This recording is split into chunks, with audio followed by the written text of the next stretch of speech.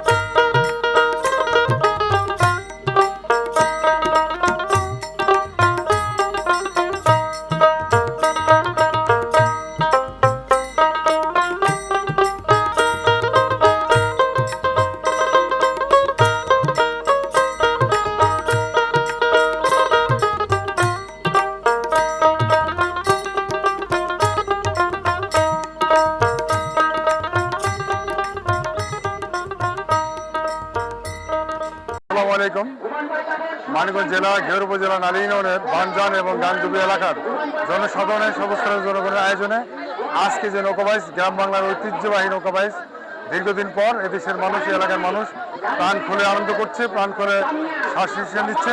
যারা আয়োজন করেছেন, ঐতিহ্যকে ধরে রেখেছেন, তাদেরকে ধন্যবাদ জানাচ্ছি। আমাদের এই আয়োজনের মধ্যে যারা আমাদের সাথে উপস্থিত হয়েছেন, ছোট ভাই মোকাররম, আমাদের শ্রদ্ধেয় বড় ভাই যিনি আজকের এই অনুষ্ঠানের প্রধান অতিথি, যুব দলের কেন্দ্রীয় কমিটির যুগ্ম সাধারণ সম্পাদক গাজী হাসিন রিন্টু ভাই, সাবেক ছোট ভাই স্বপন, বন্ধু আমার জেলা ছাত্র দলের সাবেক সহ সভাপতি এবং জেলা যুব দলের সাবেক যুগ্ম আহ্বায়ক জেল মাহমুদ খান সহ যারা উপস্থিত রয়েছেন, নান্নু যুব নেতা নান্নু সহ এই এলাকার জনপ্রতিনিধি আর সর্বস্তরের জনগণ যারা এই অনুষ্ঠানকে আয়োজন করেছেন, তাদেরকে সমাজ এবং ময় মুরব্বীর সমন্বয়ে আজকের এই আমাদের এলাকার জনসাধারণকে একটা আনন্দ বিনোদন দেওয়ার জন্য দীর্ঘদিনের প্রতীক্ষিত নৌকাবাইজ, এটা আজ থেকে 17 বছর ধরে এই নৌকাবাইজ বন্ধ হয়ে গেছে।